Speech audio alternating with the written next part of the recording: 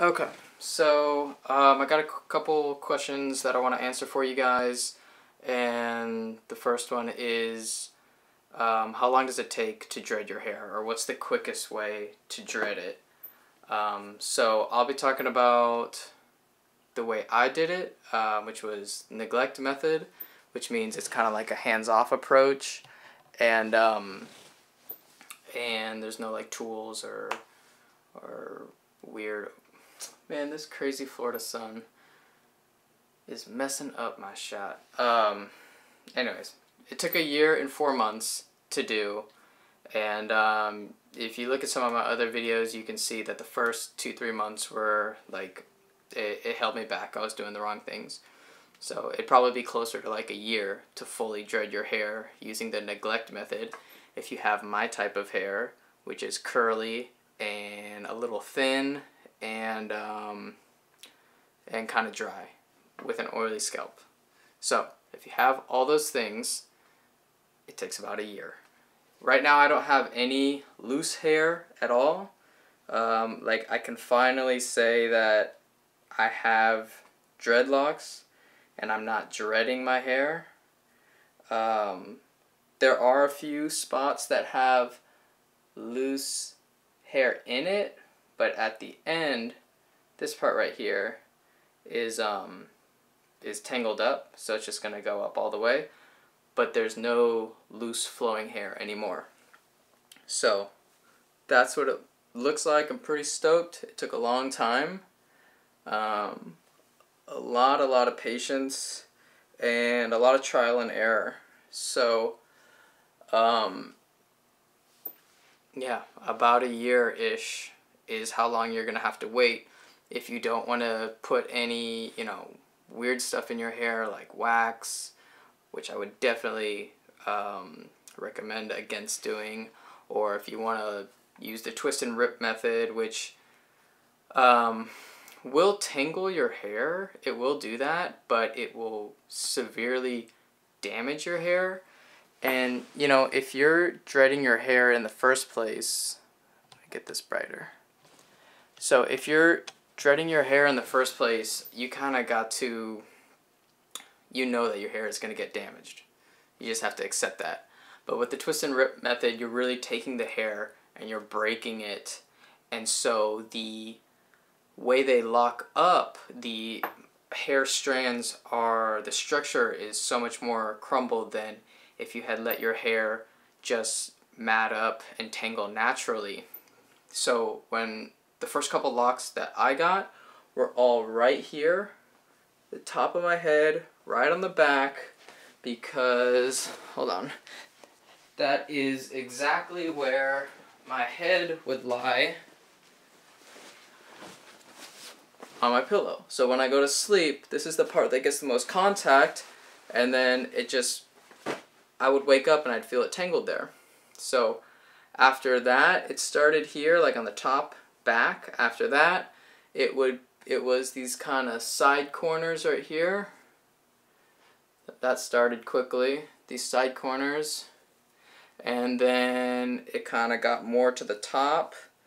And for me, all of my stuff started at the ends and then came up. So I know some other people, it can start at the root and go out. Didn't work like that for me. So what happened is when I would sleep, the outside hair would get tangled, but the hair under that right here would not tangle. So to speed that up, I would take this top part of my hair, like that. I got one right here. And I'd go like this. And then I'd have this hair up here, and then this stuff would get tangled when I lay down to sleep. So sleeping is really the thing that tangled my hair up the most. I do go to the beach a lot, and I do wash my hair pretty much every time after I get out, unless I know I'm going to go out surfing like a couple hours later, then I'm not going to take a shower. So sleeping definitely wash your hair. Don't believe at all the misconception that if you don't wash your hair, you'll get locks faster. It's not true, and it's going to mess up your hair. It'll get oily, and it won't be able to tangle, and it's gross. That's my opinion. That's my truth. For other people, they might not have an oily scalp, so their truth is something different. You know, they might be able to go a whole month without shampooing, but they might rinse it in between. So yeah, it's been a long time, but it's been really, really cool to finally get to the point to say where I have dreadlocks, I don't have any loose hair, and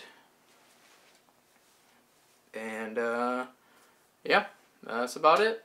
So that's just my advice. That's some of my insight. If you guys are looking to get the hairstyle, it's gonna take a while, and your dreads will be stronger if you do it the neglect way, because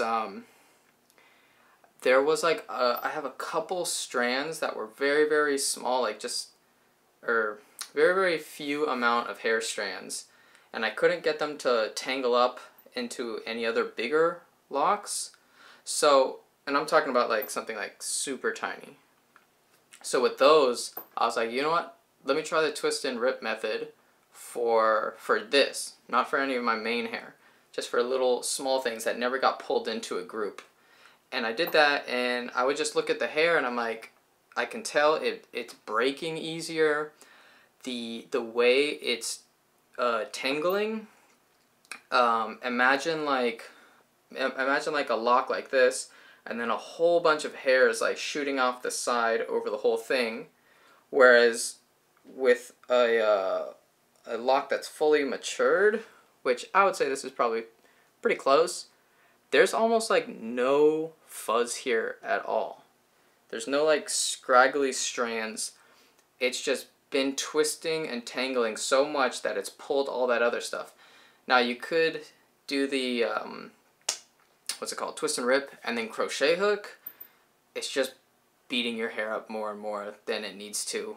Just be patient and do it the natural neglect way, and they'll come out really, really good.